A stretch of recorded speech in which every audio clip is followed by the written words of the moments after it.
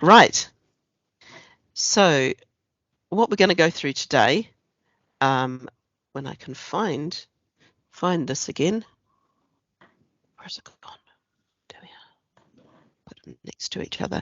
So what we're going to go through is we're going to have a quick look at, we're going to do an icebreaker. We'll go around, we'll do 20 people as always. We'll run through the quick outcomes from the last couple of meetings, because there's a few bits and pieces we need to just chat through and make sure everyone's on board with. We're going to talk about names and naming a stop and spelling out conventions.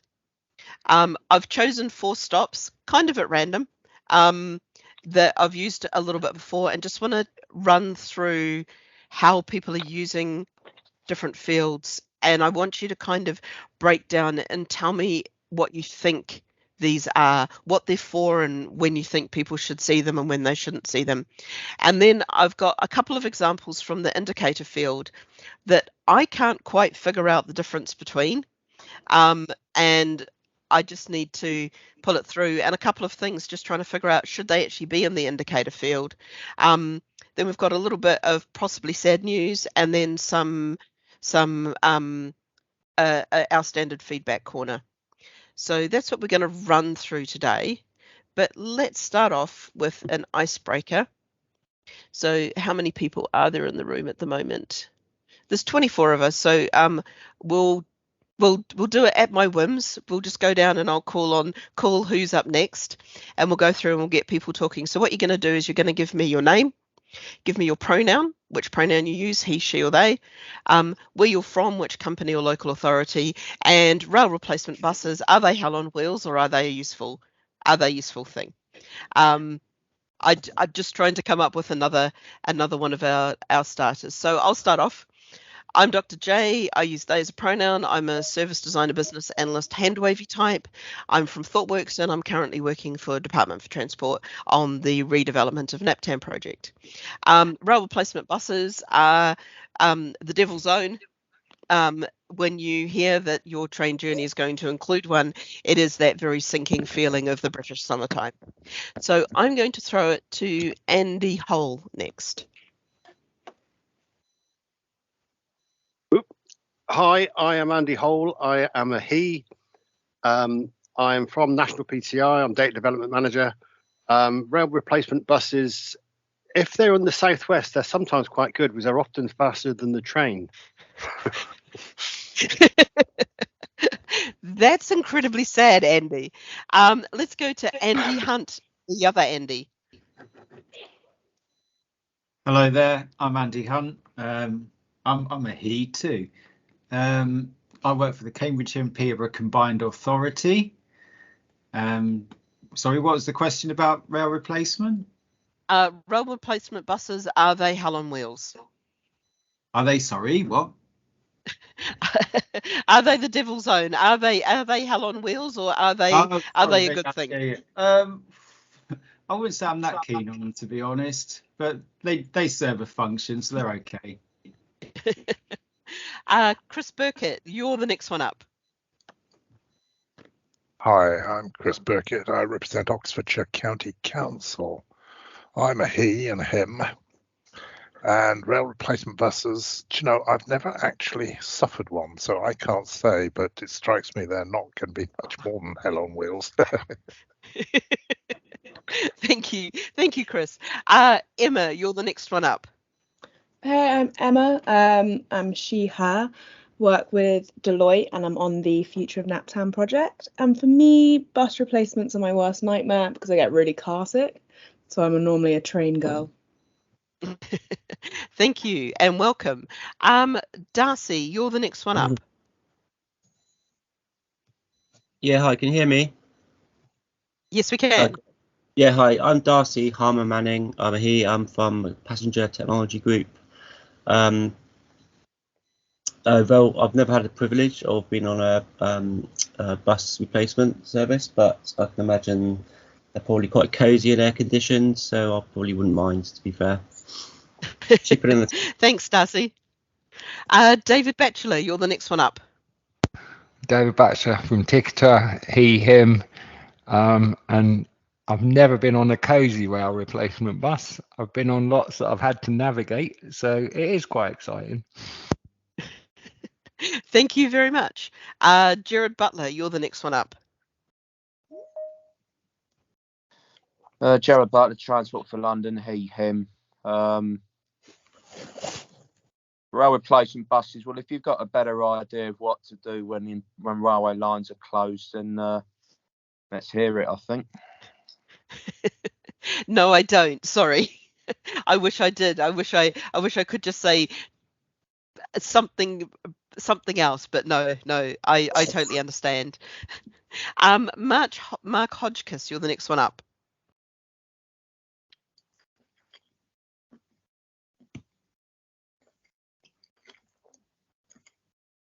Mark? His mic's Okay, off. Mark. Oh no, here we go. Here we go, Mark. I'm just trying to unmute myself. Mark Hodgkiss, the County Council. I think I'm with the last comment that rail replacement bus services are better than no train at all. It's mainly down to organisation. If they're organised properly, they're brilliant. If they're not organised properly, then they're a nightmare. Thank you. That's a really good point. Ian Jacques, you're the next one up. Good afternoon, Ian Jakes from Leicestershire County Council. To be honest, he, him. To be honest, I can't say I've ever had the pleasure of using one of the rail replacement bus services, but when I do spot them around, they always seem to be efficient and a good way of working around issues on the railway. Fantastic, thank you. Ian McGregor, you're the next one up. Ian McGregor, he. I work for Connect Tees Valley. I've used plenty of rail replacement buses where I haven't had advance warning that there's going to be a rail replacement bus, but if I do know about it in advance, I'll travel a long way around on the train to avoid them. Thanks, Ian. Jonathan Bigwood, you're the next one up. Hello, I'm Jonathan Bigwood. I'm he, him. I work for Central Bedfordshire Council. As for rail replacement buses, having spent 2 years spending most weekends running rail replacement bus services, then I'd agree with the people who said it's better than not running a train at all. And of course, if they're well organised, which of course mine were, then they're reasonably good. They have their moments. Thanks, Jonathan. And I'm sure they were beautifully organised. Kyle Wright, you're the next one up. My name's Kyle. I'm from South Yorkshire Mayoral Combined Authority now, as it's called, the SYMCA. My pronouns are he and him. And train replacements, don't like going on them, but also I like to say when there is a complaint about one, that at least it's on. So, you know, that's how it is from the transport world, I guess, isn't it? Yeah, cheers. Thanks, Kyle. Mark Tyre, you're the next one up.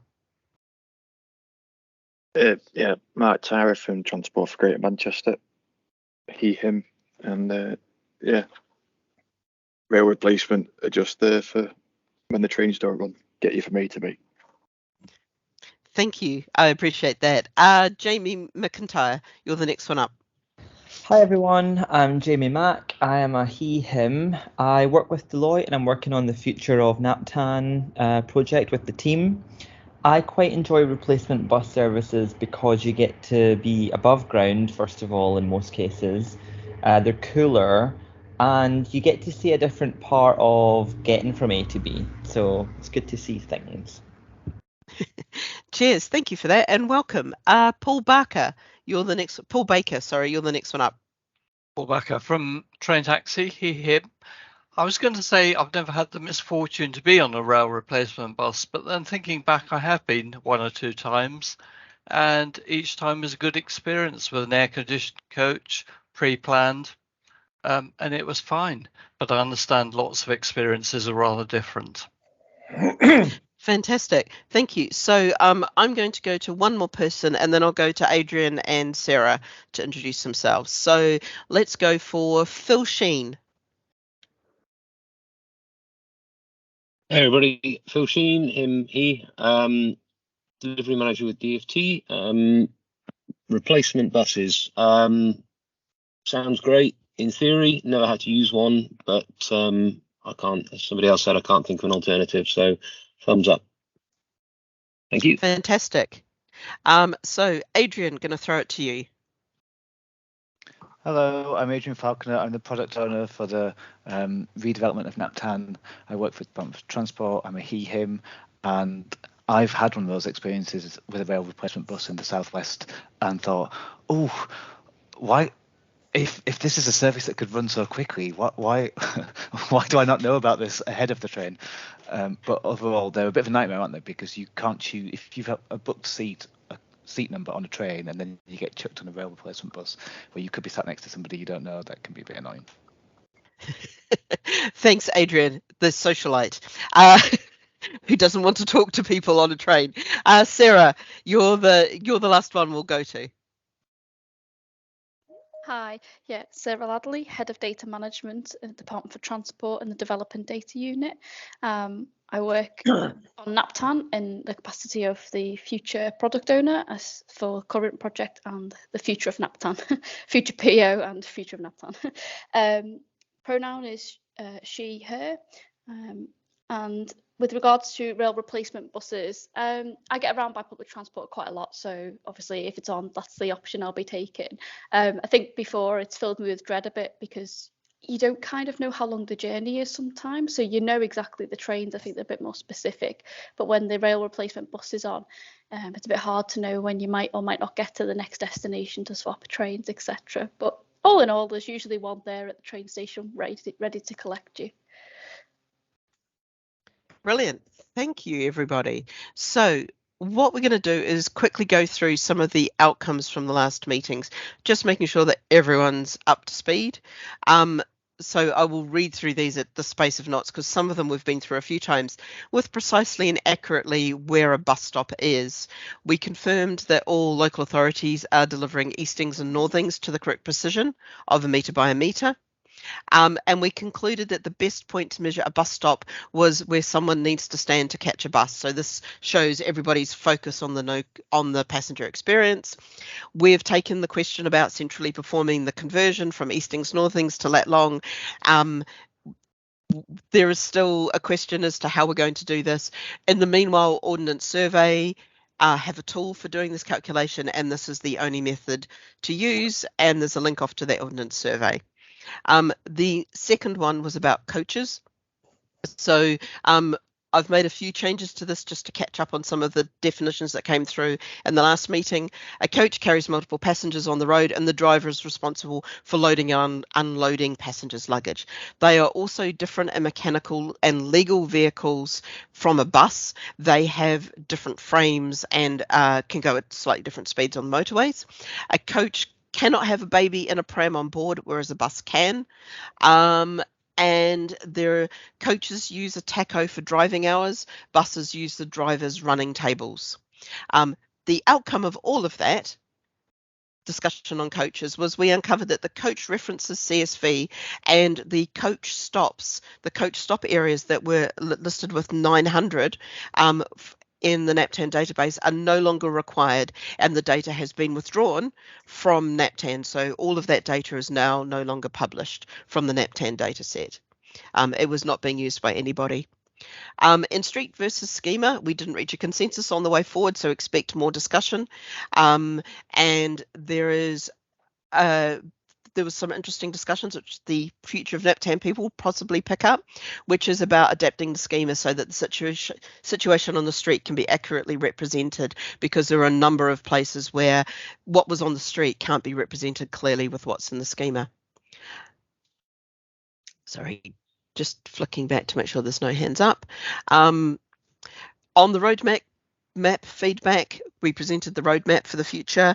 We've added in lat long where it's missing was the most popular request, and the solution must not overwrite the latitude longitude where it has been provided by the local authority. Very lastly, last time we went through an archive service, everyone agreed that one is needed. There are some people, hi Mark, who have a lot of stops to archive, which is basically removing them from the NAPTAN data set in a controlled manner so that we know which stops have been removed. We know which stops are on an archive list that should never be reused, but we need a little bit more design iteration before we can think about moving into user research and having a look at how we build something. So, is there any questions, any thoughts, any comments on what's in what we've gone through before? Fantastic. So, names. We've done some stuff before, and many of you have been around this block a couple of times with us when we've been discussing the naming of a stop. So, what should a stop be called, but also how the different fields are put together, how they're concatenated, even kind of what order they should be in, and what each field is meant to represent. Now, I wanted to dive into this just a little bit more so that we can start to really put something together that on the new NAPTAN site, on the redeveloped NAPTAN site, we want to publish a quick guide to NAPTAN and update the one that's there, and we want it to make as much sense as possible. So what I've done, what I'm suggesting that we do is there are 4 stops. If you come across and follow me to number 4, I'll just summon you all. There's 4 stops here, and I've used them as examples. I've just taken 5 of the different fields that I wanted us to focus on today. So we've got common name, short common name, landmark, street, and indicator. So we can see for the first one, its common name is St John's Church, its short common name is St John's Church, its landmark is 2 Dells Lane, its street is Ashley Green Road, and its indicator is adjacent. Does that all make sense to everybody, what that example is and what those fields are? And then we've got the next one, which is a stop called Hockeridge Wood, which has an unknown short common name. Its landmark is Chesham Road. Its street is opposite William Hill Farm, and its indicator is Nir. Well, I believe Nir means near. The third one is Darren Road, which doesn't have a short common name, doesn't have a landmark. Its street is Darren Road, and its indicator is After Navigation Road. So just trying to understand how these fields are being used. And the fourth one is Braintree Hospital, which again doesn't have a short common name, doesn't have a landmark. Its street is Charlton Road, and it's adjacent. So do those 4 examples feel representative to people of what they've seen in the data set? We're not going to critique how those are marked. What I want to understand is how you are seeing those different fields.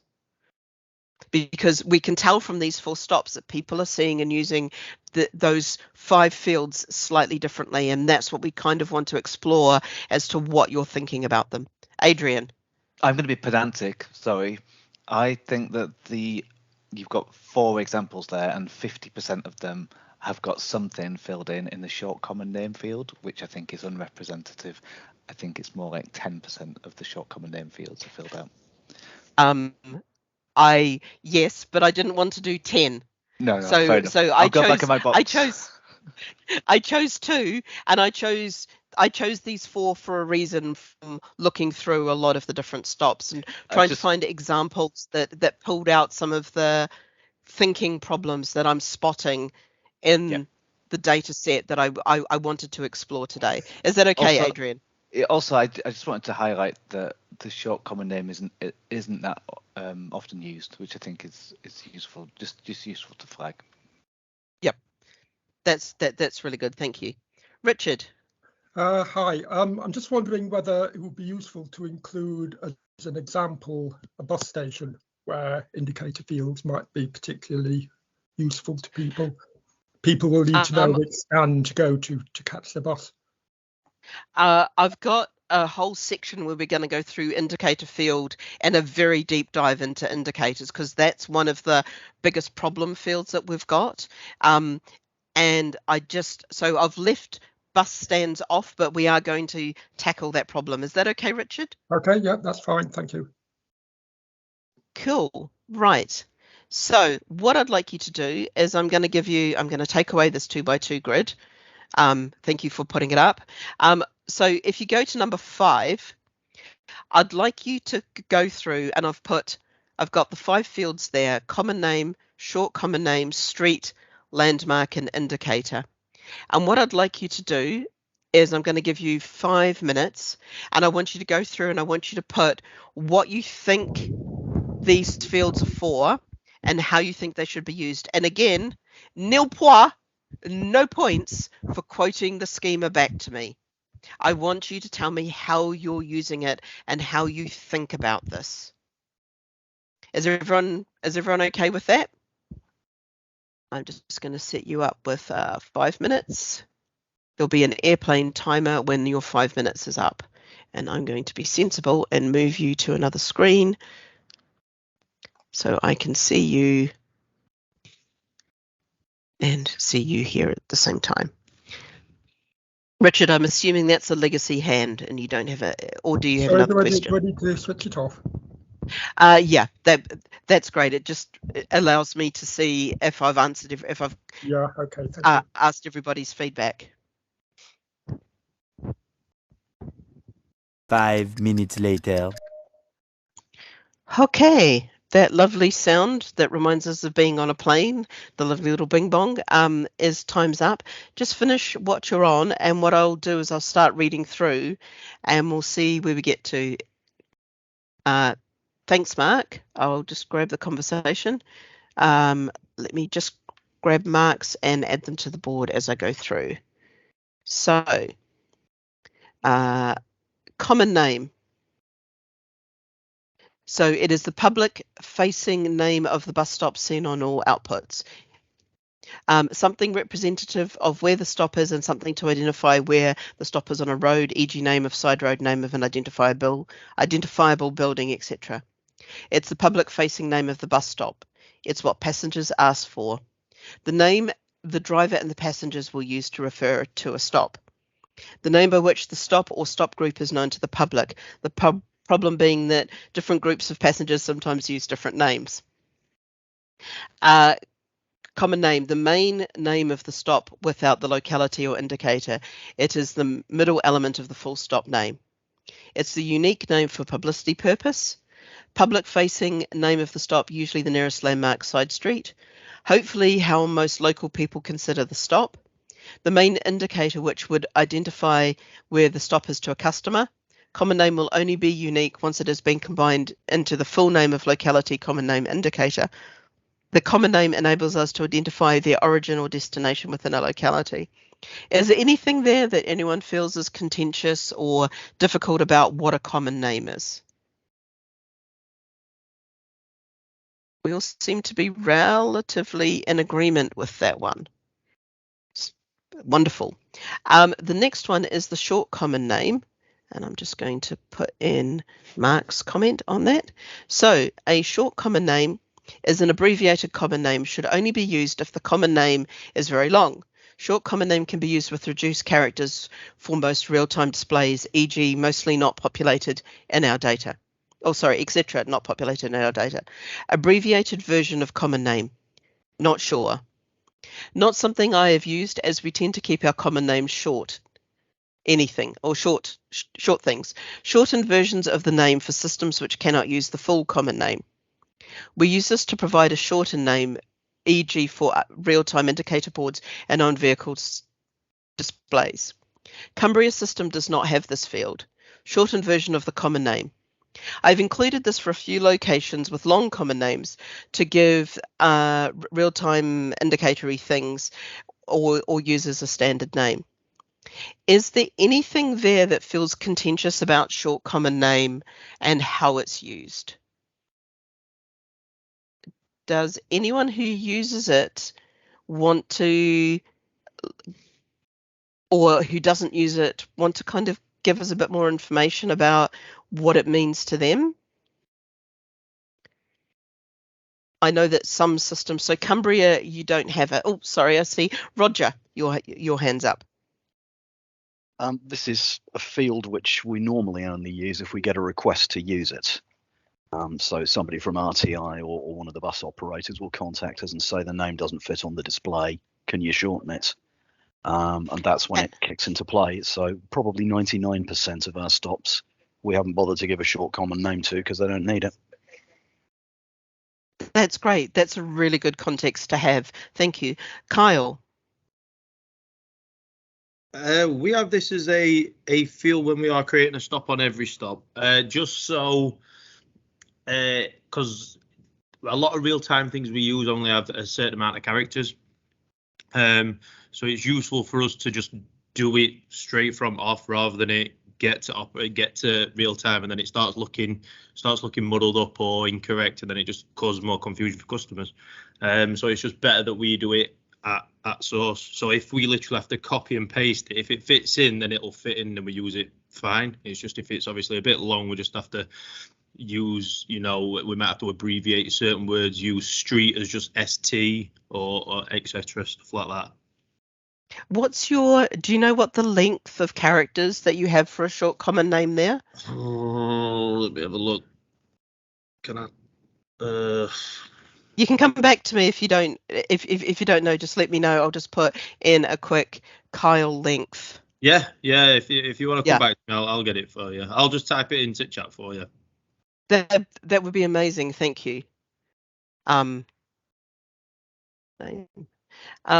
Is there anything else? Right, street, which seems to be a little bit of a weird one, because often things are named by the street, but let's go through this. Street, the road the stop is on, the street the stop is located on, the street the stop is on, the street the stop is located on, street name that the stop is on, the street the stop is on. Okay, so we're getting a lot of consistency here. The road the stop can be found on. The name of the street which the stop is on, easily misspelled, though a USR in field would be nice as they're unambiguous. 19. Thank you, Kyle.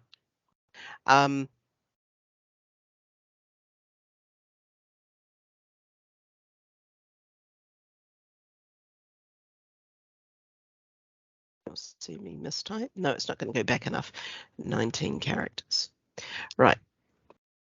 The road the stop can be found on, the street that the bus stop is actually sited on, the main street the stop is on, must be the name of the roadway but often isn't, the street name the stop is on or road number if unnamed, street on which the stop is located helps to identify the location of the stop.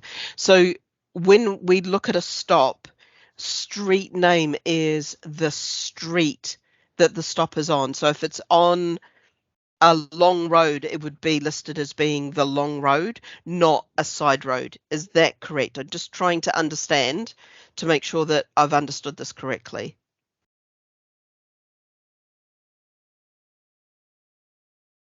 So if I have a long road called Long Road and a short road that crosses it called Short Road, the street name would be Long Road if the stop is on Long Road. That's correct.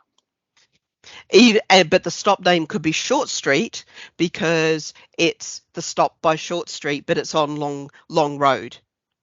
That's correct too. It's called the crossing. Cool. That's really good.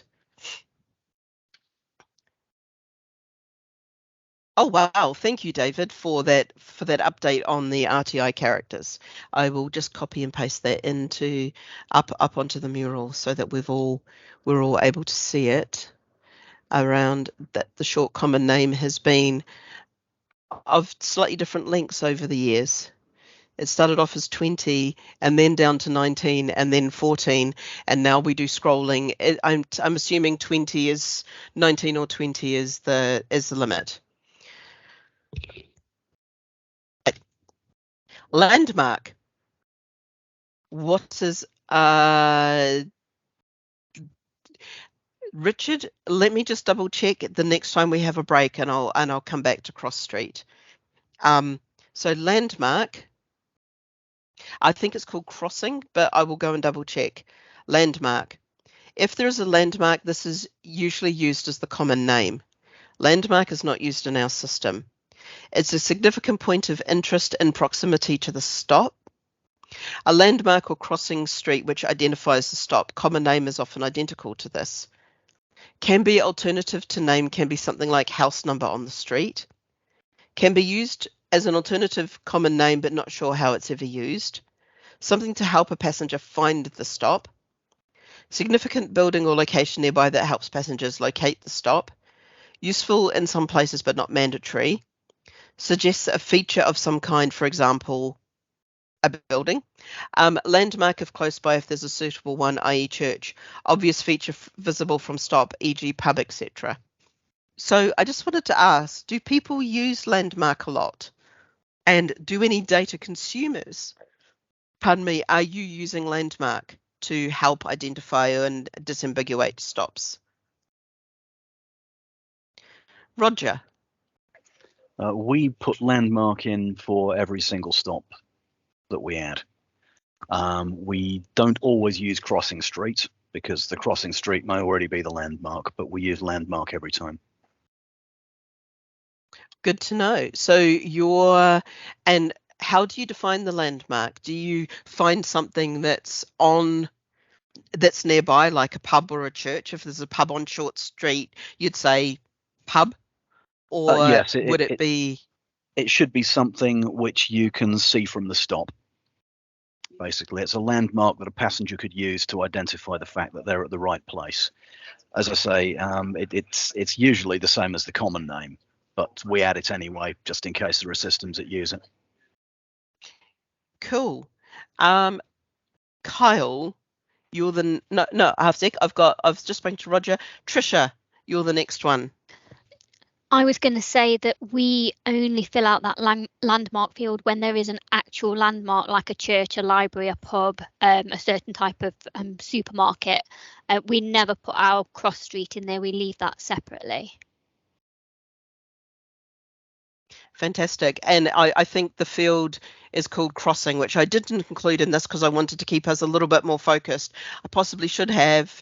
We'll see how we go with that.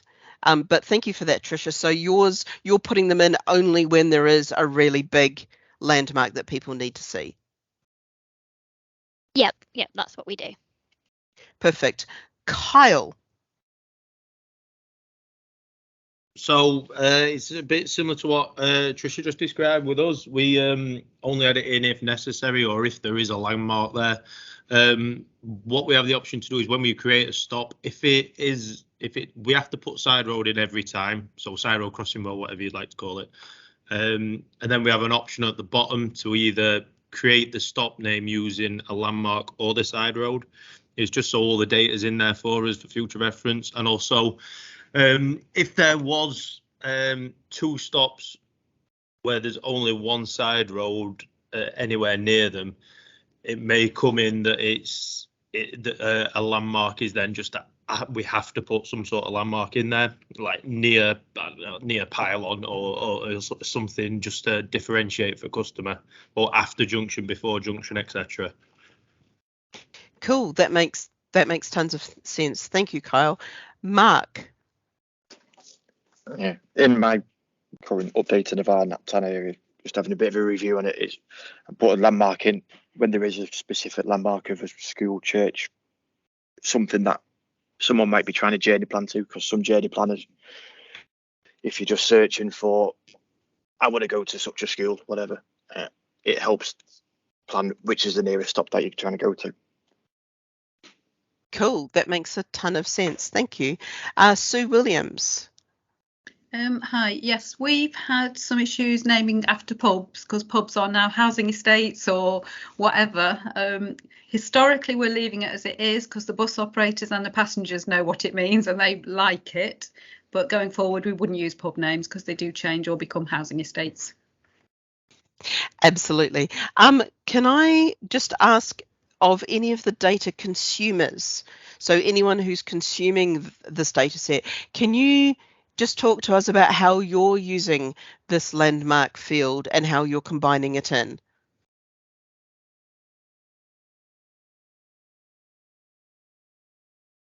Just wanting somebody from passenger, if you're around. If you're not, it's totally okay. Yeah. Oh. suddenly had a internet glitch, and sorry, I didn't quite hear your question. So we don't use the landmark field. Okay. That much. Is so, that because it's not reliable enough, or it's just not something that you're finding useful to use and display? Well, our primary source of bus stop names is from the Transit Exchange, and we use Naptown as a secondary source. That's how we do it. So we tend to use location. The common name and the locality name. We know that it's quite kind of popular to request to expand the common name to include something else, but that's obviously against the schema, so we don't do that. But it'd be interesting to see what the usage is of the landmark field.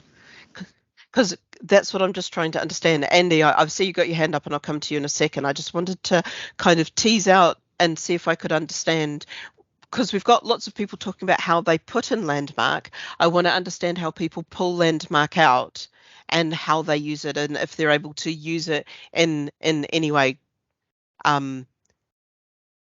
Adrian. And then I'll go to Andy. I don't. It's bad of me to speak for other people, but having met with some bus companies that were producing audio and visual announcements on their buses, they used Naptown as the source, and then went through each of them. And perhaps had a local celebrity voice up a thing, so they say you're now arriving at the cathedral, so they would use the information there, but they possibly would derive that from just the stop name itself, not necessarily the landmark as well. I think that might be a really interesting point to tease out and to follow up exactly how different people are using landmark. Andy Hull, thank you for being so patient. That's okay. As a data user as well, obviously we put in the data as well, we use it from the journey planner. Our journey planner for landmarks, we use points of interest, which is a totally separate data set or a totally separate gazetteer. So we ignore the landmark in Naptown. But I don't think we populate it in our data to send up to Naptown either. So I didn't double check yours. I didn't check your stops when I was finding the 4 examples, but it's really interesting. So this is something where I just wanted to understand of if we're putting in this information that it is actually being consumed and being used. Let's run to the field that we're probably going to spend the most time on today, which is indicator, because I know from discussions that have happened previously that indicator drives some data consumers slightly balmy because it's got, I think we did a quick check and it's got something like 14,000 or so different entries in there. So we wanted to understand what people were putting in and what the difference between some of them were, so that we can start to go, okay, could we limit this down to a smaller number so that we can use it a little bit better and we can consume it a little bit better. But anyway, indicator. So we've got it down as used with the common name to help identify the location and the stop. Of the stop. An indicator is a defining identifier explaining where the stop is in relation to the common name, and is mostly the last element of the full stop name, although sometimes it is before the common name. Needs to be read in conjunction with the common name. Relation to common name, e.g. opposite, outside, or stop identifier, stop A in town centres. A most valuable field used to give context to the compound bus stop name should be parsed intelligently, such as in travel line, southwest, southeast applications. When used in concatenation, this will help specify the location of the stop relative to landmark or street. Help in relation to common name or landmark, i.e. adjacent main road or opposite church. Helps to differentiate similar stop names. Serves to disambiguate stops in a stop group which should all have the same common name, adjacent versus opposite, stop A versus stop B, etc. Letter or number to indicate which stop in a grouping. And I'm just going to go back and grab Mcintyre's one, which is relationship of common name to the street, or an identifiable stop letter, cube on top station, or stand letter at a bus stop, at a bus station. is there anything on indicator that anyone wants to talk about? We are going to go into this in quite a deep fashion in a few minutes. But is there anything about indicator? You all seem to be relatively in agreement of how we use it and how it's used. Adrian, are you about to say something? I'm about to disagree with you, actually. I think, is there a sort of a disagreement on what the identifier is relating to in the data set? Is it the landmark? Are you going to come into that in the next session? I'm coming into the next piece because there's some big disambiguations that I think we need to start to look at, but I think it's even beyond what it's referring to. There's some even bigger disambiguations to kick off before we get to what we're referring to in the first place. But it's so actually, just to tackle Adrian's piece for like a minute or so, everyone on here has said that it's about relationship to the common name. So it's if I'm standing at common name, I'm opposite a church, or it is adjacent or outside, it's near side or far side or whatever. That seems to be the main part of the indicator, is related to the common name. Is there anyone who thinks it's not related to the common name, it's related to another field? Mark? If the common name is the name of a side road, the indicator then refers to where that where the stop is on the street near the side road. So, like for example, Travel Line will say it will name the stop Manchester Road near Stockport Road, if Stockport Road is the side road. So you know the stop's on Manchester Road and it's near Stockport or corner of Stockport Road or something like that. Okay, so it is. So you're saying it's the common name and the road are the two fields that it's relating. Yeah, because you could say, Manchester Road outside St Mark's Church, kind of thing. So so if I say that it's relating to the common name and possibly crossing / landmark, does that kind of fit it enough? No, common name and street. Street, sorry. It's relating the common name to the street, and relating the street to near where the common name is. And street. Cool. Is there any? Does that feel like a good agreement for people? Roger. I've got to say, if I had a stop on Manchester Road that was adjacent to Stockport Road, I would call it Stockport Road. I wouldn't ever be calling it Manchester Road. And in that sense, the indicator always relates to the common name. Now, you can occasionally have cases where you have a stop in, say, a residential area on a short stretch of road where there are no landmarks by which to call it, and you are forced to use the street name. But they're kind of a last resort. And certainly with Manchester roads, Oxford roads, London roads, and so on, which can be miles long, we would never be using those as a stop name. Am I misunderstanding what was previously said? Yeah, I wasn't using the street as part of the stop name. It was the indicator is sort of relating where the common name is in relation to the street. We wouldn't publish out. We wouldn't call our common name Manchester Road, Stockport Road. Manchester Road near Stockport. It's just trying to link all the fields together. So if someone knows, because if you just said, if the stop was called Stockport Road and it just said near or corner, you say, well, we've got so many different Stockport roads around Greater Manchester, so you need to sort of which street is the bus stop on to then indicate. trying to think how to say it properly. Travel line put it quite well when you click on the name of a stop. It'll say the locality, the street it's on, indicator, and then the common name. So it'll say locality of Wigan, and then it'll say stop Manchester Road. This stop, well, basically this stop is on Manchester Road, near to Stockport Road as a side road. Yeah, I think your travel line concatenates differently to ours, and I'm not surprised to hear that, actually, because I think the way that full names are concatenated is largely optional. Oh yeah. That's what I'm trying to uncover. Darcy, I saw you put your hand up and put it down. Do you want to join in the discussion, because it is about this concatenation? Sorry, yeah, I thought you were talking about the indicator. Yes. You moved on from there.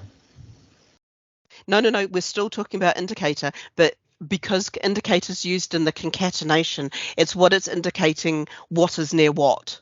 Yeah. Or what is something. So it's an indicator doesn't help you if you don't know the field that it's indicating, if that makes sense.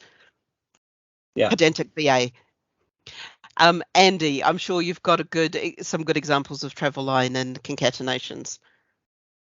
Well, the concatenation of the full stop name is mandatory. It's not optional. It is locality, common name, indicator, and sometimes indicator goes before common name. If you're doing it any other way, you're doing it wrong in accordance with the DFT guide to indicators and stop naming. I'm trying to find the document I had. It's dated 2006 or something like that, but it's, the concatenation is defined. I don't know why it's not included in the NapTown downloads. So the full name is always locality, comma, common name, indicator, but sometimes indicators first, depending if it's in a list. And I can find my list somewhere. I can find that. I'll get back to you on that one. That would be great. Thank you, Andy. I've got a version of that, and it would be really useful if you just drop it on the mural. Actually, I've discovered that the mural is quite good, especially of holding PDFs. I know that there has been guides of how we do this, and I'm also aware that these might not be widely used, and people have come up with local variations, which is what I'm trying to understand. So with that in mind, and with a focus on indicator, what I wanted to do was just go through some of the things that I found in indicator, just to get a sense of what the difference is. So the indicator field, I want you to tell me the difference. And if you come and follow me, I'm right at the very top of number 6, just looking at that indicator field. You should all be coming up to follow me. And I have 3 things that are adjacent, near, and OS, which as far as I understand stands for outside. Now, what's the difference? What's the difference between adjacent, near, and outside? If I'm looking at a church, what is the difference between being adjacent to the church, near to the church, and outside the church? As a passenger, how do I understand these differences? Trisha? Well, I use outside for when it is directly outside and that landmark is directly behind the bus stop. So it has to be on the same side of the road. Adjacent for me is kind of where it's slightly offset, so it's not necessarily directly outside. There's maybe another shop or something else in the way of my church or wherever it is. I don't very often use near, although I do have a weird one that's not on your list because I use under, because it's under an M1 bridge. I didn't find under on the list, but it's another one. I'll just quickly, so just let me to just double check. Directly outside is directly outside, so like right bang there. Yeah. Adjacent is kind of close but not directly outside, like there might be a few things in the way. Yeah. And I don't use near, so somebody will have to tell you what they use that for. So does anyone else use these differently? How do different people use outside and adjacent, and how do we understand these?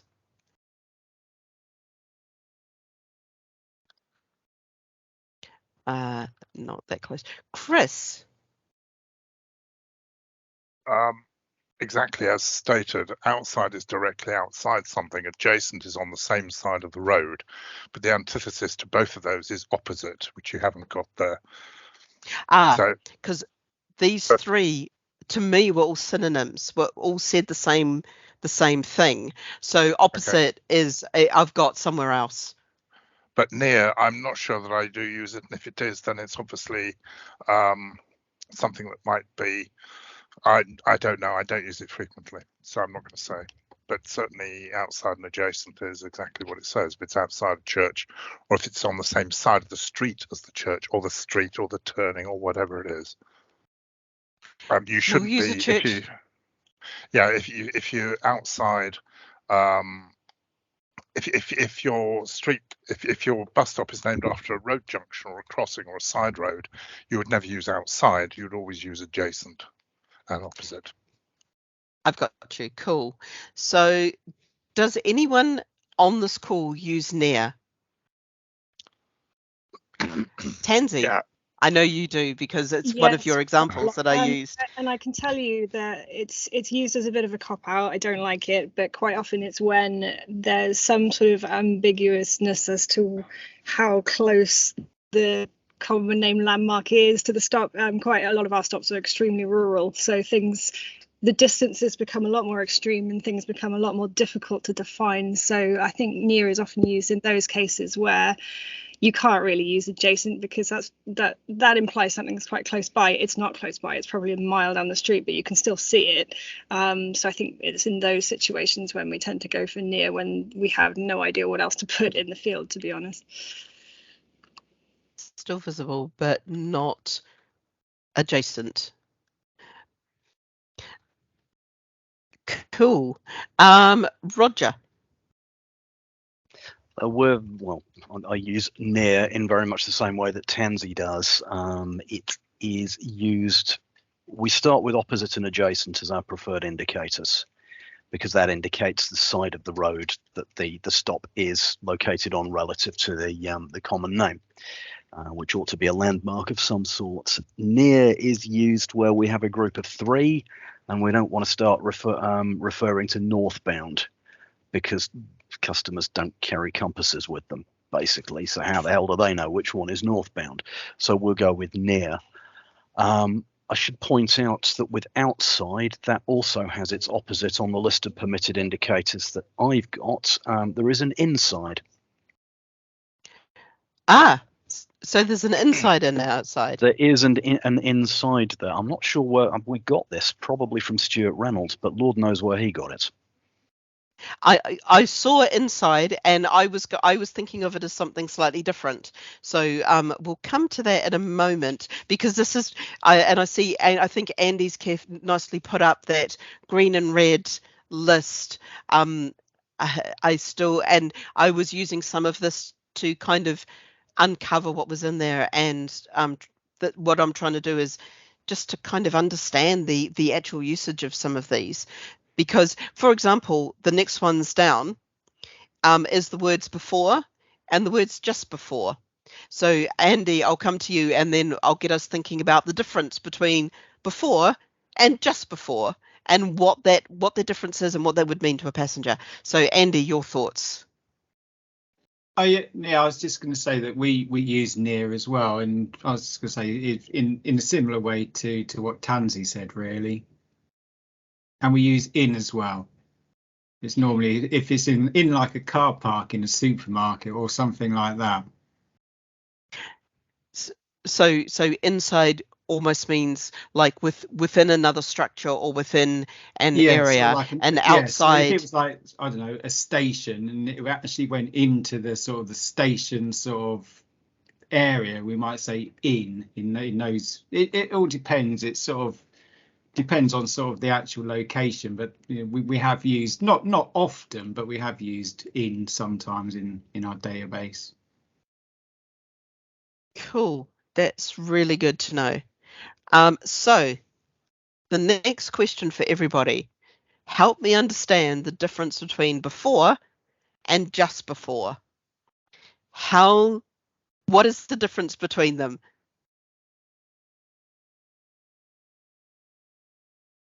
Does anybody use them?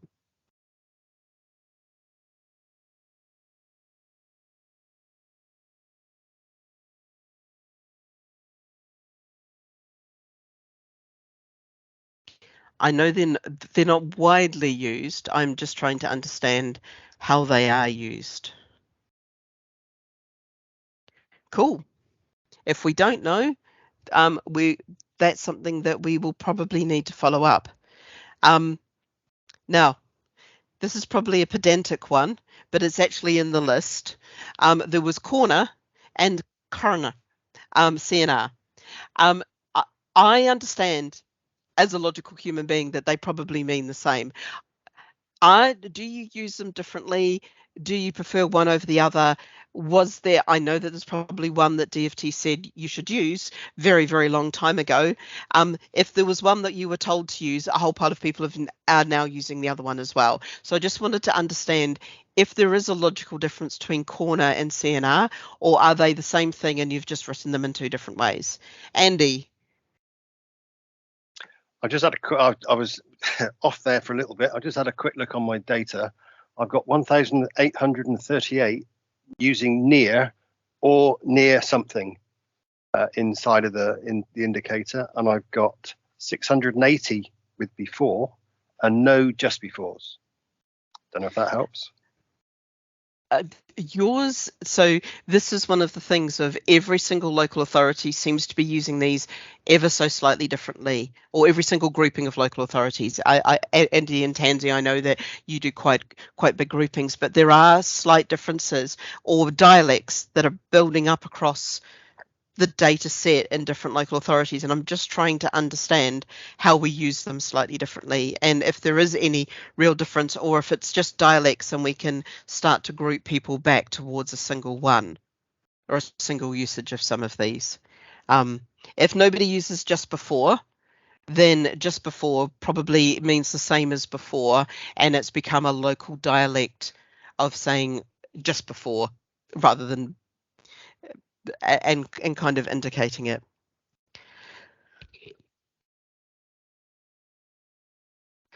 So not sure if users would recognize CNR.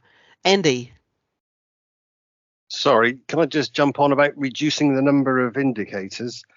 Where we have got outside, for example, a lot of my local authorities use that to expand on the common name. So the common name can be a long street, and the outside is light post 23 or house number 34, things like that. So you have to you can't just say outside, because you wouldn't want the name or the number going into the common name. So that's held in the indicator. So indicator at the moment is a free form field. It's varchar. You can use it anything in there. We need really to keep it that way and not just restrict it to a pick list.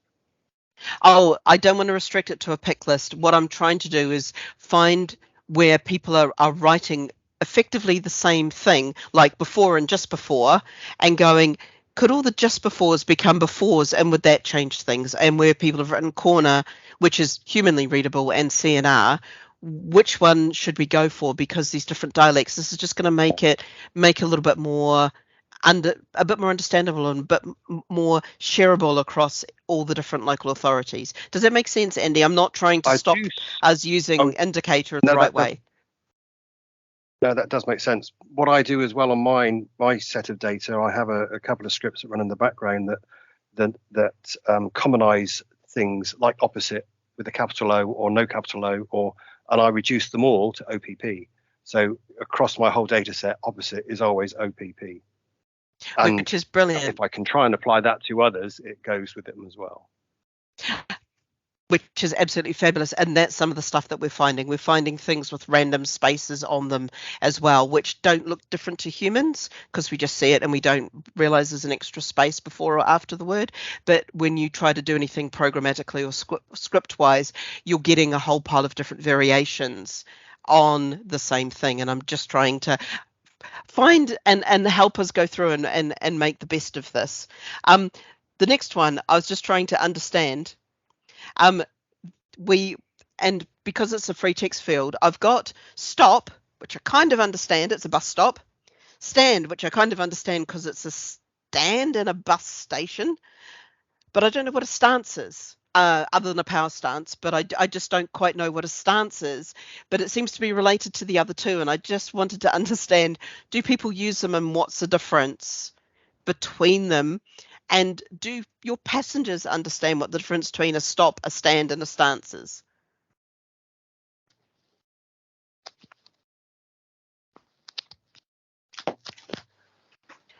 Jared.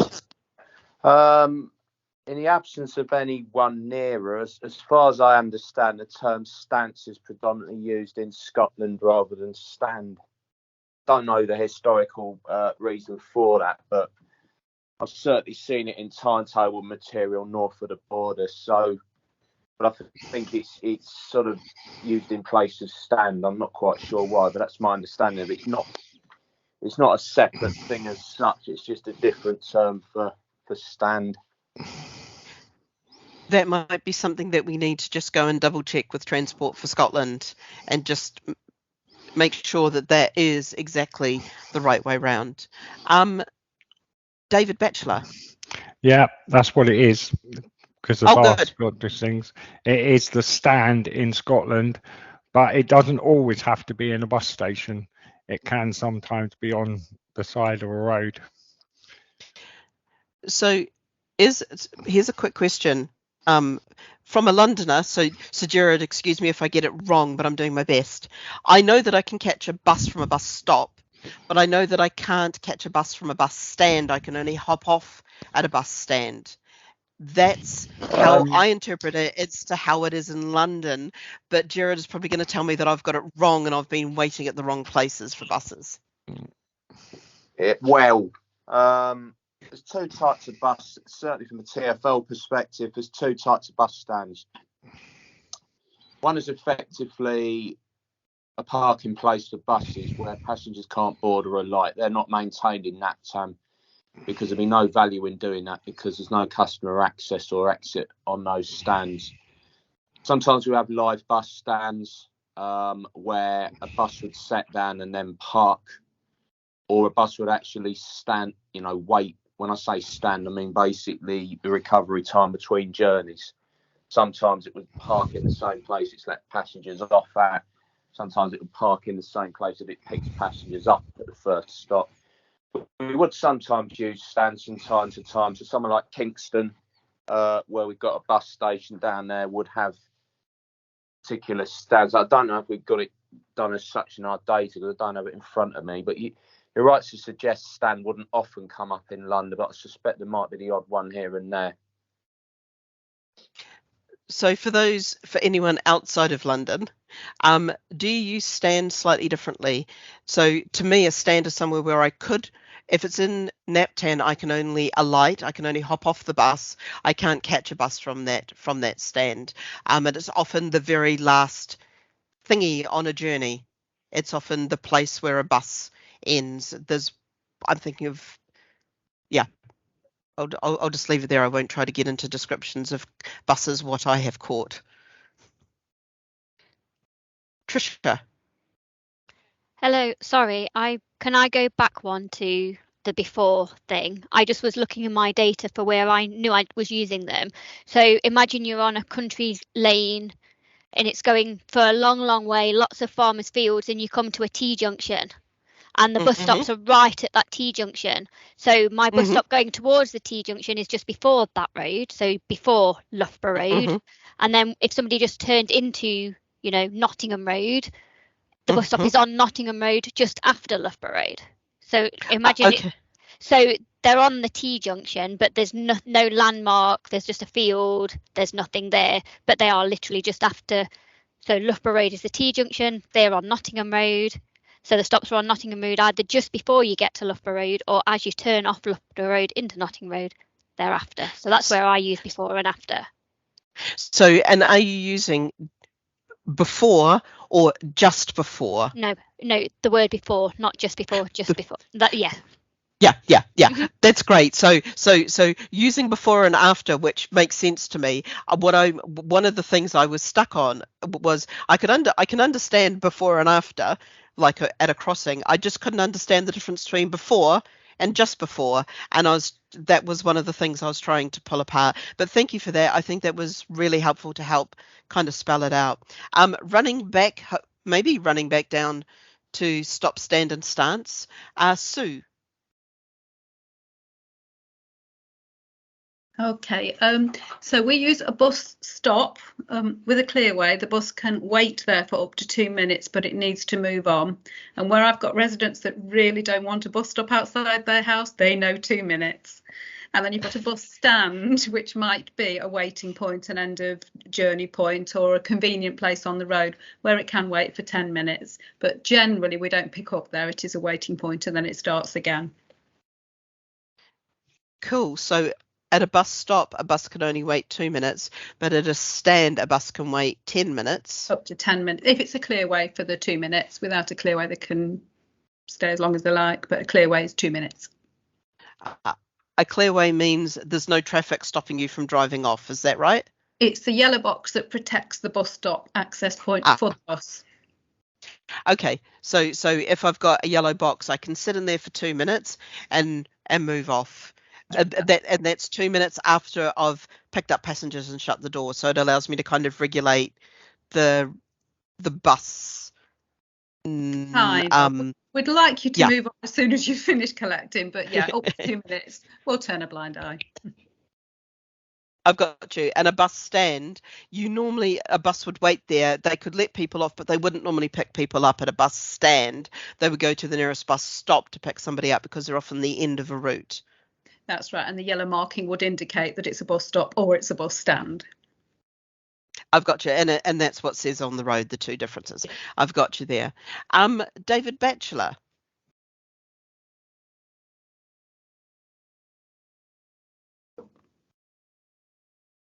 David. I think you might still be on mute. Yeah, sorry. In different parts of the country, in a bus station, you could get a bus stop A, B to C, bay A, B to C, stand A, B to C, and it's just different local uses of the same word. So in London and other places, there are stands on streets, but in other places, all three names are used for the same thing in a bus station. Right. We go back to the dialect moment of, okay, so this is a dialect thing. So just to make sure that, Tansy, before I run to you, just to make sure that I've got the dialect right. A bus stop is a bus stop. A stand can be a letting off bus stop, and a lighting only place where a bus stops, often at the end of a route. But in a bus station, I can have a bay, a stand, or a stop within the bus station, and they all mean the same things, but different places in the country we call that same thing of, in a bus station where you catch a bus, one of those three differences. I summarized it and it got even more confused inside my brain. Tansy, I'm going to go to you and hope that you can provide me some clarity. I don't know. Well, I was just going to agree with David in that, yes, that we use stand as kind of synonymous as bay, and it depends on the local authority as to which one they choose to use. So quite often they are called stands when you've got multiple stops within a bus station. So it'd be stand 1 to 12 or stand A, B, C, etc. Bay in a bus station. Okay, Mark. I mean, just going to say, all we do, if it's on a road and it's got a physical flag, it's a stop, regardless of where it is, or if it's the start of a route or anything like that. We just call it stop D if it's got a letter on top of it. If it's in a bus station where it's on private land and there's no sort of flag, so to speak, and all the bus, just everything just all has a big letter somewhere where the bus parks up, that's a stand. So yeah, to us, stops on the road, stand is off road. Stand is and private land bus station. Yeah, and stands wouldn't be from what you said earlier, most of your stands aren't in Naptan because it's not where people catch buses from. Yeah, anything that's got an indicator of stand in our data is a bus station. Is where passengers board and alight in a bus station. I've gotcha. So everything of ours will all be stand A, B, C, stand 1, 2, 3, depending on what the bus station's named at. Brilliant. Roger. Jumping the queue a bit, I think, but I was just going to say I don't think that this is an area where we should be too concerned about trying to trim down the list. This is local terminology. This is it gets back to trying to call the stop by a name by which the passenger would recognise it. If the passenger sees it as a stand, call it a stand. If the passenger sees it as a stop in your area, call it a stop. I don't think we should get too het up about trying to trim one or both of those out of the list. I'm not trying to trim them out the list. I'm trying to understand that regional usage so that as a person from one region traveling to another region, I can understand what the difference is and what I might want to see on the street. Just trying to make sense of how it's used in those different dialects that I was trying to talk about. You all are using the same things to describe something, but they're over the 20 years or so of Naptan, they've all moved ever so slightly. Tricia, I'll come to you, and then if there's nothing more on stop, stands and stances, we'll move down to the next one. I was just going to agree with Roger there. It is all down to local dialect, but we in our bus stations tend to use bay when the buses kind of pull in and reverse back out. So it's almost like a bay rather than, marked on a street. So it's mainly for our indoor bus stations where you kind of pull in and reverse out, but other authorities will use that differently. That's how we use it. And I think it's just, like I said, it's just trying to get to grips of what's dialect and what's big differences, what's small differences, and how can we ensure that a passenger crossing regions can still figure out what we're talking about. Here's a little one that we're coming down to. And you'll excuse my little fanar moment. What is the difference between a back entrance and a rear entrance? They tend to be used, they're not used that often, but I saw it and I was like, what is the difference between this? How do I understand what the difference between a back entrance and a rear entrance is? And they're often used at, as far as I can tell, stops that are near stations, train stations and other stations. So this back and rear entrance. Can somebody help me out here, please? And Adrian, your giggling away is not helpful right now. Thank you very much.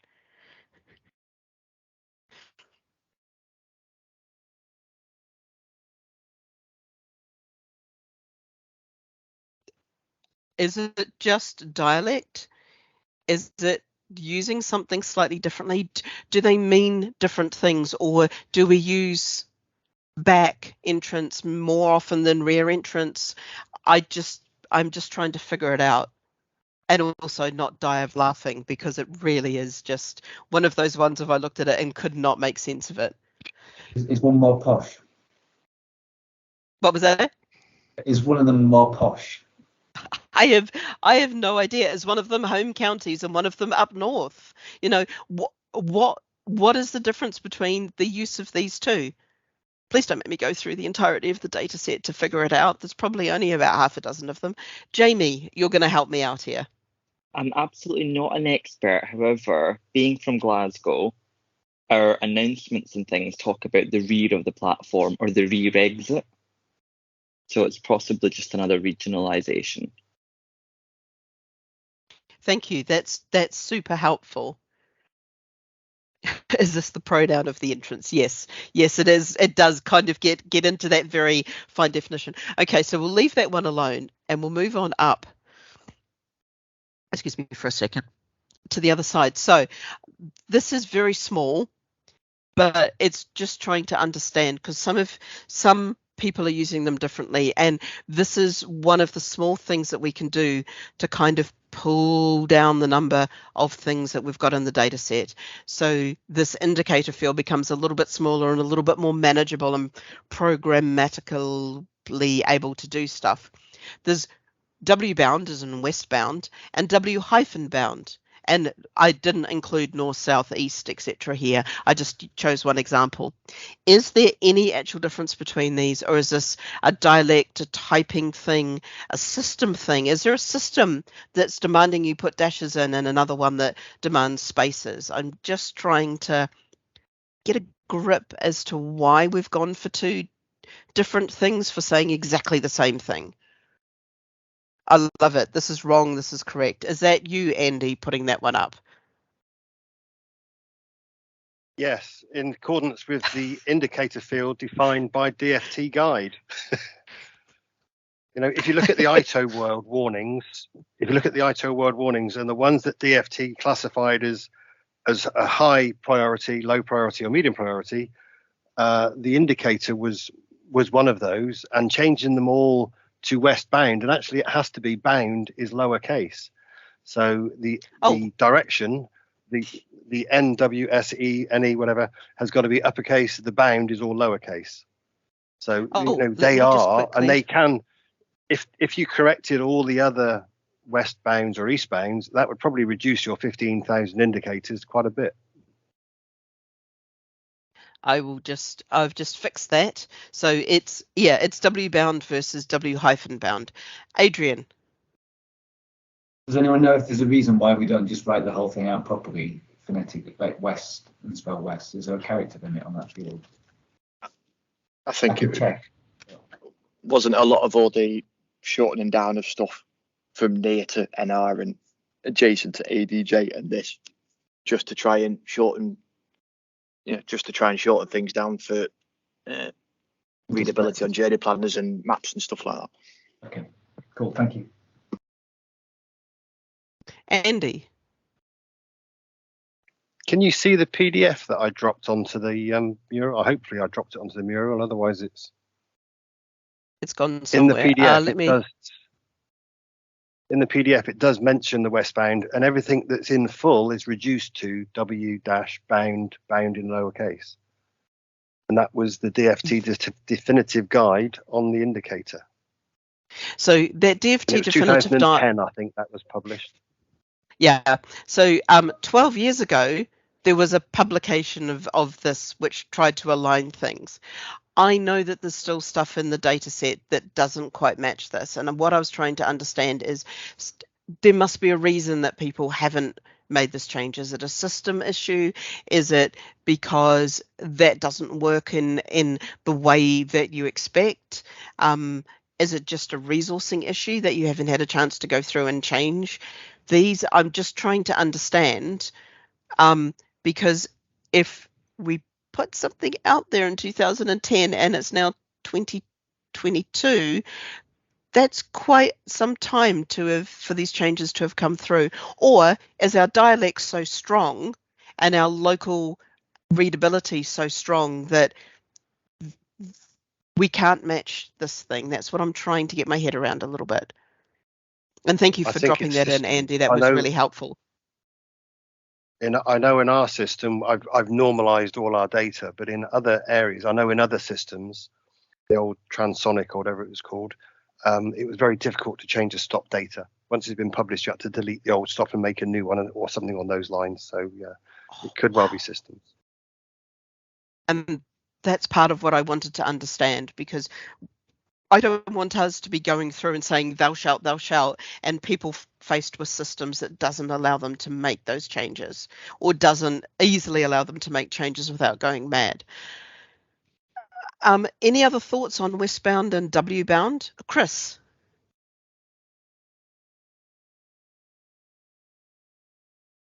I think you're still on mute there, Chris. Oh yeah, I thought I put that quite well, actually. I think it's just a resource problem. I've inherited an Naptan system, and a lot of it doesn't get used. A lot of it gets, updated and the rest of it. But it's just a question of time and resource, really, to be perfectly honest, that we're still using old legacy stuff. I totally understand, and I don't want to slam anybody because I know we're all under a bit of pressure here. The last one of these tell me the differences, and we've got about half an hour left, so we're doing quite good on time, is the difference between A and stop A. And this might be a very small thing, but I'm just trying to understand the difference in putting an indicator that says A and an indicator that says stop A. I know that they're both referring to the little doodad on top of the bus poley thing, but is there a real difference, or is this dialects? Chris Burkett, I saw you come off mute and go to tell me things, so maybe you've still got a thought there? I think I used to use A, but now I use stop A because I think that's what Andy Hull says I have to use. I'm not absolutely certain on that, but it actually makes it more readable, I find, when looking at the output for Travelline. So, Andy, are you of the opinion that it should always be stop A? Yeah, we have a couple. Sorry, Chris, I didn't know I was quite as I was quite as bad as that. Yeah, we've had a couple that do like just keeping it to their numbers. You know, Bristol have got a lot of two-lettered numbers on the top of their signs, and they like to just use their 2 letters. I would prefer it if it was said stop, because if not, if it's W or S or N, do they really mean northbound or southbound, or is it stop N and stop S? It can be very ambiguous, and it's not so clever for the travelling public. Thank you. And I think somebody's made a really, really good point, and I'm not sure who it is on the board. When used in conjunction with the common name bus station, stop A is more meaningful than bus station A. And I think I totally agree with that. And this is one of those dialects that I just kind of wanted to make sure that I totally understood.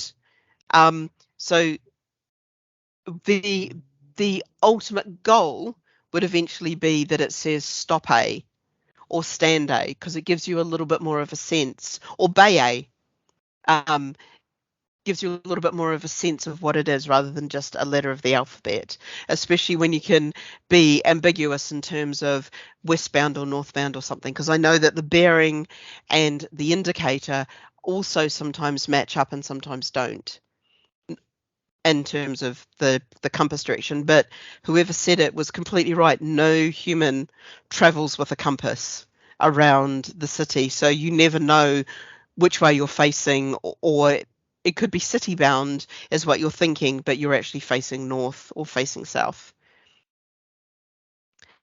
So going on to a couple of others, and Andy, nil point for quoting the schema back to me here. There's a couple of things that are used as indicators, and I'm just trying to understand, should these be indicators or shouldn't they be indicators, and are they being used because we're not providing the service other ways or other systems to do this within the schemas? So there's an indicator, I've found an indicator called Hail and Ride, which is used quite extensively in one local authority. I found one called DEL or DELT or DELDed, and there's a couple of variations of it, but they all seem to mean the same. And then there's another one called Not in Use, and I just wanted to get people's thoughts on what they thought of using these as an indicator within the system.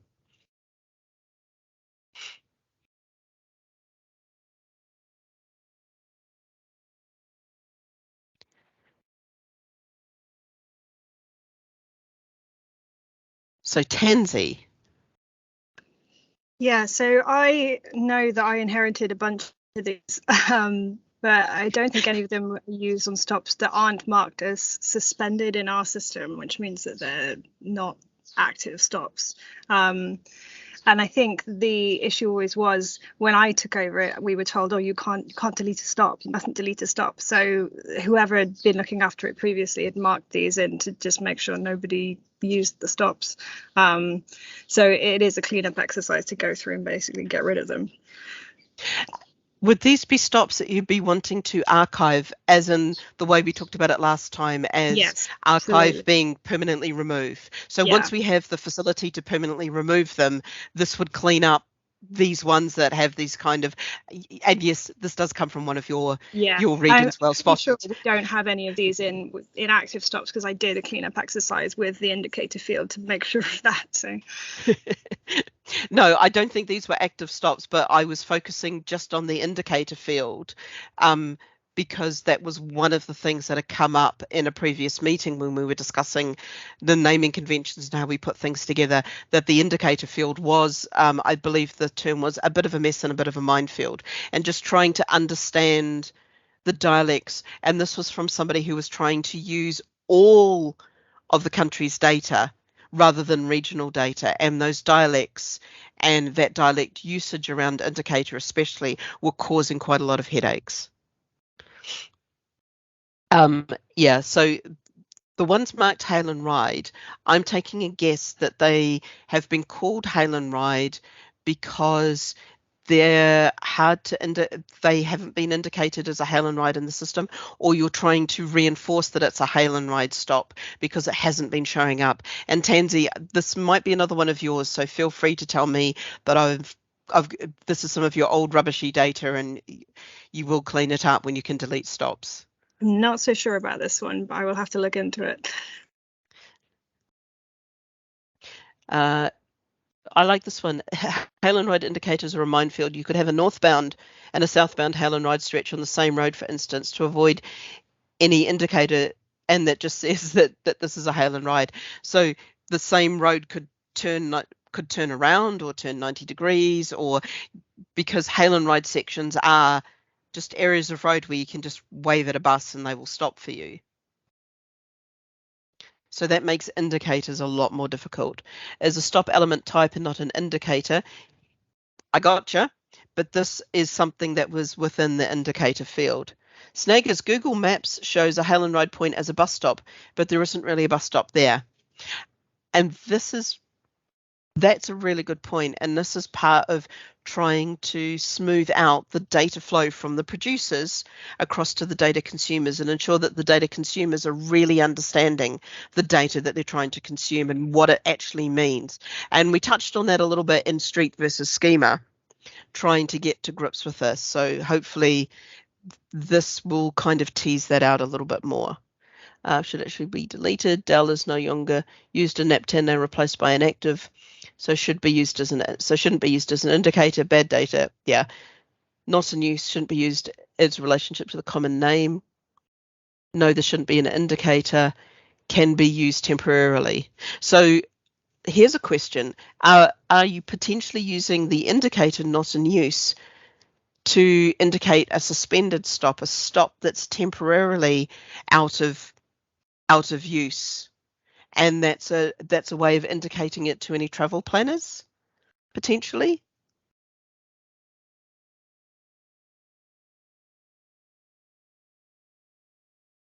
Just trying to probe that question. Surely activity should be used if you're taking a stop out of use. I think, but Mark, you're on 2.4, which gives you the ability to use more than active and inactive, and I think somebody might have used this to hack around the system slightly. And I was just trying to understand if that was how they were using it. We only do 2.1 that time, as far as I was aware. I thought we don't have any accessibility in our data. Accessibility isn't in. It's not even in 2.5. It's in 2.5. Oh, is it? Okay. Yeah, I know that your system produces 2.4, right. Mark. Okay. sorry, I didn't. Yeah. I only know that because you're one of the few. There's only, I think there's 15% of you who are now on 2.4 or producing a 2.4 schema.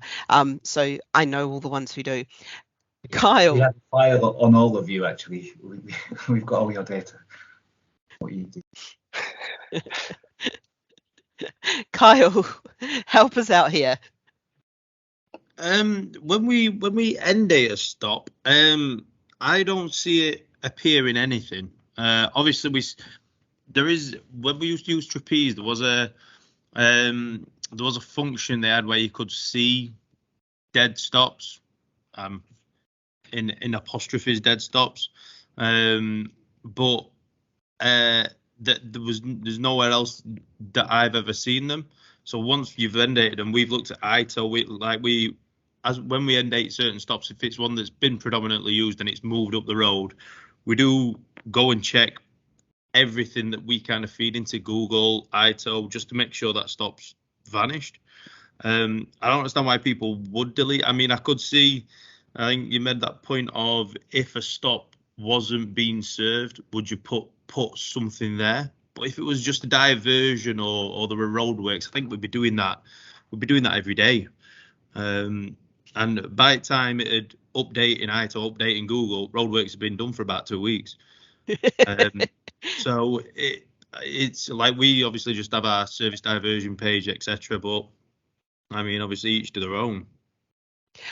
I think, Kyle, last time we did a meeting, it was about archiving a stop. Right. So we've done some service design work on looking at what we need to do, because it hasn't run in the system since quite a while back. I think it was 2016. I think we can prove that it possibly last ran, but possibly before that it didn't work. It didn't work quite properly before that, to archive stops.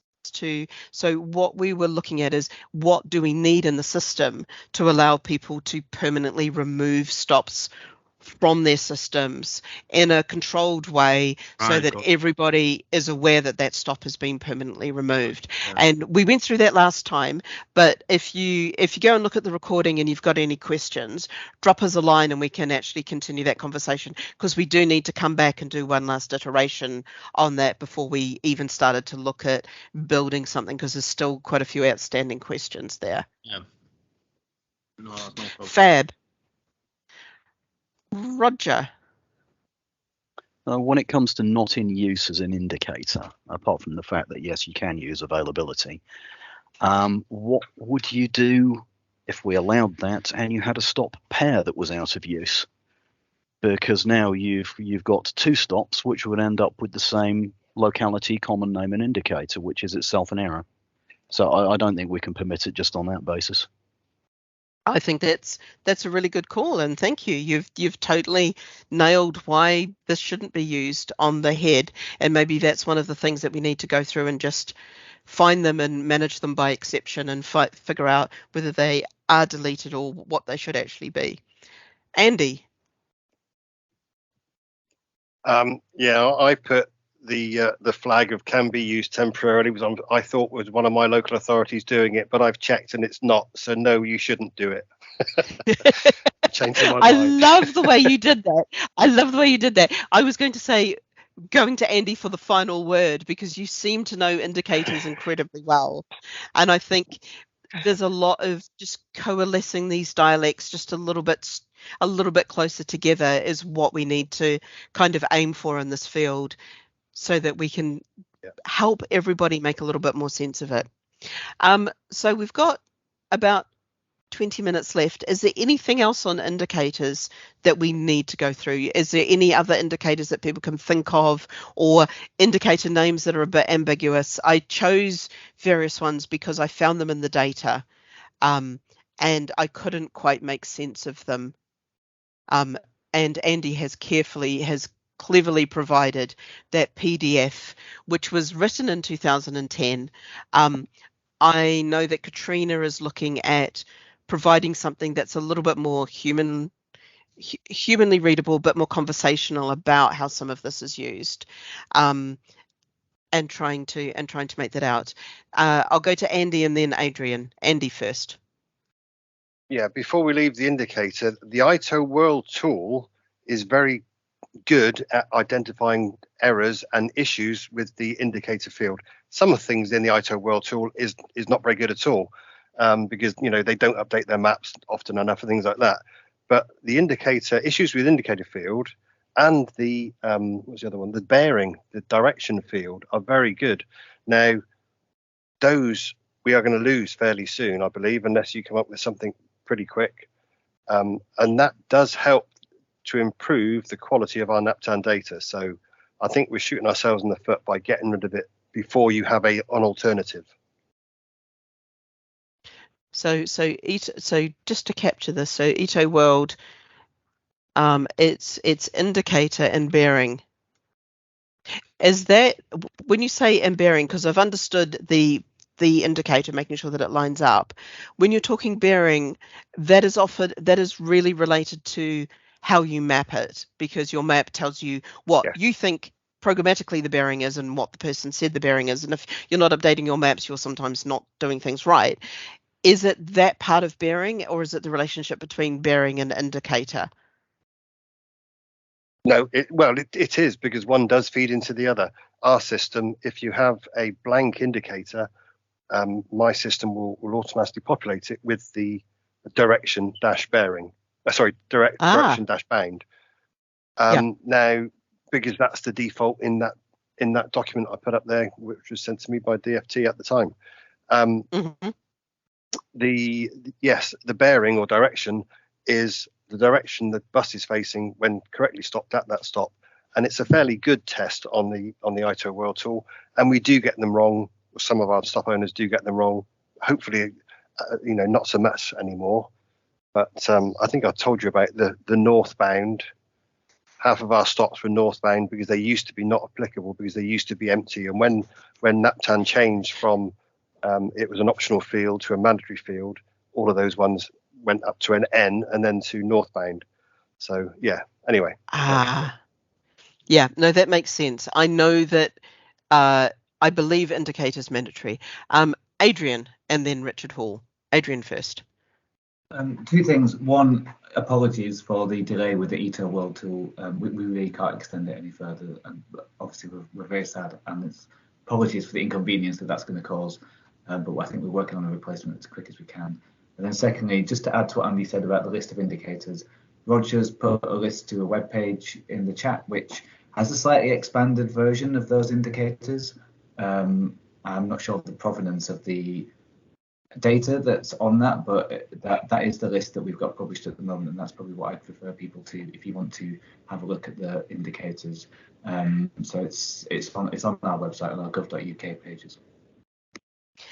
And a lot of them indicators are actually copying from the schema as well, which this time I didn't mention.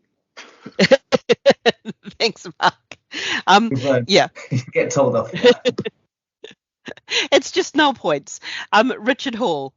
Yes, I was just going to say what Adrian just said. We were at a meeting with him last week. We don't have any plans to continue with our scheme at the moment. We're pleased that people have found it useful, but we understand that the DFT is planning a replacement, and it'll be ready hopefully later in the year. Thank you. Cool. Thank you, everybody. That's been really good. So we've got about 15 minutes left. So moving on to the next. Tricia, I saw your hand fly up and fly down again. Yep. Well, I was thinking while Adrian's talking, when will NAPTAN upload be back and running again? I've got more stops I need to upload. Well, I was going to get 5 minutes at the end actually, Tricia, because I know you've emailed me and I haven't responded yet. It's been a bit of a crazy week. Should I come to that at the end? Yeah, yeah, that's fine. Cool. So the next one, I've called it possibly sad news. It's sad news for me. Well, it's mixed news for me. This is the last of the public meetings that I'm going to be running. I will be at the next one, but I'm not going to be actually running the meeting. But this won't be the last you'll hear from me, because eyes around, I will be everywhere.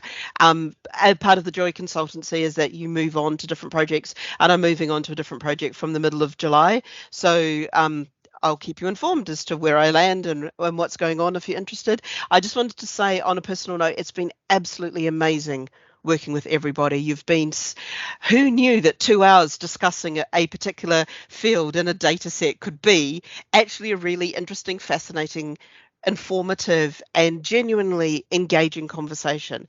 And I've really appreciated everybody's time and energy and efforts in getting involved in these. I know that it was a new thing about a year and almost 2 years ago that we started doing these, and it's not a style that you're used to, but I've been so amazed by the way that you've all come along. You've all been incredibly engaged, and you've all continued to really give Really amazing input, and I just want to say on a personal note, thank you to everyone. I'm going to miss these.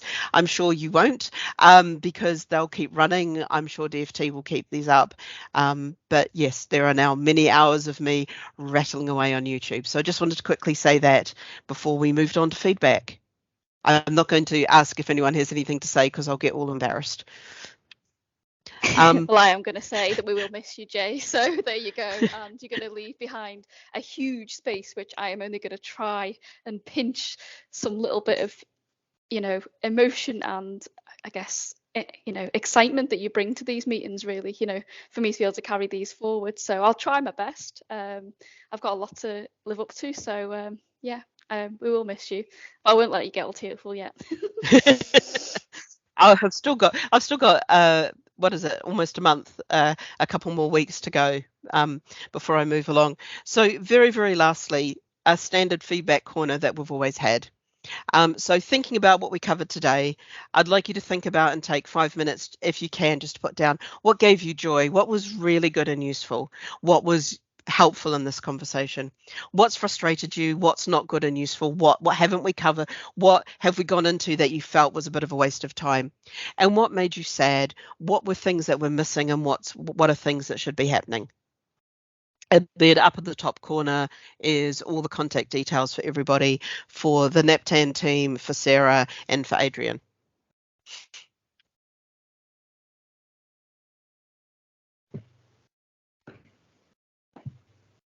And just a reminder that the next one is next week at the same time. And Sarah, it's on the contentious issue of the replacement of the NAPTAN tool. Is it not? It is indeed. That'll be my first one.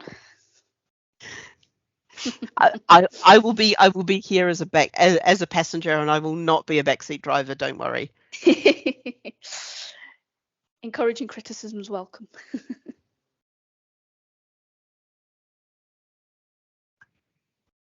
Cool. So thank you, everybody. Feel free to have 10 minutes extra of your life back.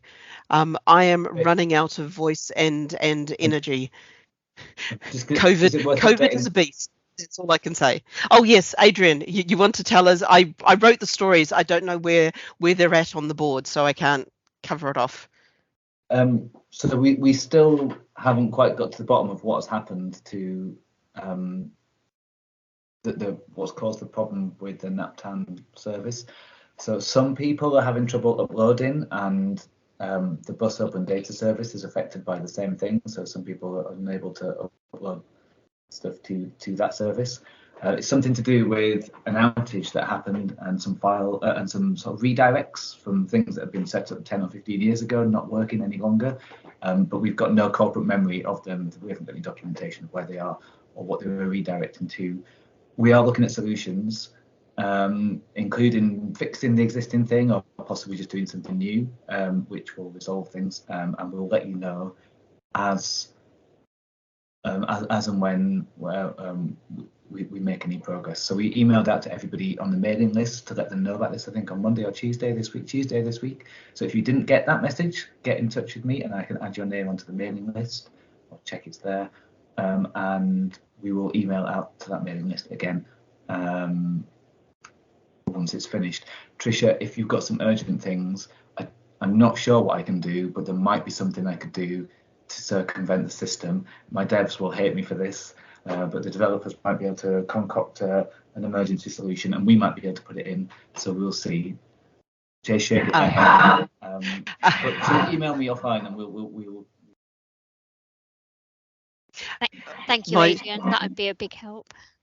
My thing on the emergency solution is that we're almost about to start the private beta. And to allow, so we've been doing, a lot of people on this call have been involved in the testing of the new upload service. There might be the possibility of opening that up when it's completed. I think there's a couple more stories that need to happen that we could open that to a few select people. So if you're having issues, get in contact with Adrian, because we might be able to get you onto that small group for private beta users. There won't be a bodgy concoction. There will be a proper moment going on. says the person who writes the stories. Adrian is the product owner who just demands features, and we go, this is the way that it should happen. We're also more than one way it could happen. We'll see. Yeah. There's and just let you know, we also wrote some stories to host the files that the redirects are causing problems. So rather than trying to fix the 10 or 15 years bouncy, God only knows where systems, where we're looking at creating a robust system that can stand for the future, that's manageable, that everyone's got control over. Just to give you reassurance, we're not just fixing the bodgy fix.